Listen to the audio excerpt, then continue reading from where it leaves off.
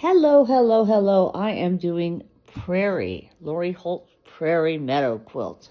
And I had cut all my pieces and matched them up with the interfacing, and I put them in little packages and Ziploc bags, block one. Okay, so each block one piece is in here, and what I do is I look at the sew-along guide, the free sew-along guide that you can get, and I look up each fabric. Let's see, this is Tea Rose Calico, and this is block one, and it will tell you what is used on block one. So they have 8 2 1/4 squares for circles, and I use the N56 template, right? So here, I have all my templates on a ring, organized numerically, and I keep this in a binder. So I'm going to look up the proper one, circle. Oops, have on my ring, and what is it? Where am I? N56. Okay, I've got to find N56 here. 50. Okay. No, where's N56? Oh, here it is. I'm like, oh, I know I have all of them. Okay.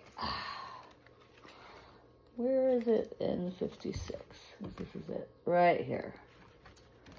Okay. One N56. These are precious because I can use these templates over and over and over and over and make whatever I want. But right now I'm just using, oh my gosh, what is that line? My allergies are really bad. So what I do is I take my group and I take my template and I just take a sharp pencil. Lori does a great video she always does, on her sew-alongs, but I'm just showing you what I do, how I organize my stuff, you know, something to make a video on. Okay, now, I don't know if you can see that, I've got it traced, put that. And I'm making 8 of these. So just do that, and this is just one task in this particular making of her applique quilt, Prairie Meadow. And I just do one task every day. And today I'm going to do tracing. Tomorrow I'll do sewing. And maybe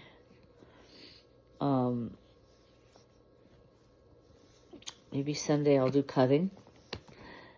And then one point I did mess up making the backgrounds. So I bought some other low volume fabric, and I have it waiting, and I will label them because they're not the Lori Holt ones. They're just low volume fabrics that I chose when I was at a quilt show. And so I will label those. I did get labels on Amazon, these wonderful labels, so I can use that and sew the backgrounds, and then I will get the blocks made. It looks like this month, if I'm lucky. So if you get the chance to do Prairie Meadow, it's gorgeous. I love it. It reminds me of Baltimore quilting, you know, the Baltimore quilts. So it's really, her method of applique is so easy and so nice. I just adore it. When Joanne Fabrics went out of business, I went and got a ton of that interfacing. So the lightweight sew-in interfacing. I love it. Yeah, I went crazy. So I'm set, basically. But that's what I do. That's how I have organized myself. And I have a baggie for each block. And I cut out all the fabrics, group them. And I just go through each bag, and using my Prairie, Meadow Sew Along guide, I'll know which template to use. And I will do so. It will be awesome. That's what I'm doing. I hope you're having a great sewing day, quilting day. I did get a block done of tiny houses or small houses, her small house block that is in, I think, Farm Girl 2, that book. And it's just so cute. I quilted it. So cute. Oh my gosh. I just love it. I used scraps and it turned out beautiful. So, and then I did that. And then, of course, I did the Americana star #1. Excuse me. I did the #1 block. I'm waiting for my fabric to come in to do 3 more of those and make a quilt out of that. I love that star. Anyway, all the stars are cute, but I like the Americana star #1 from Quilt Seeds. Very cute.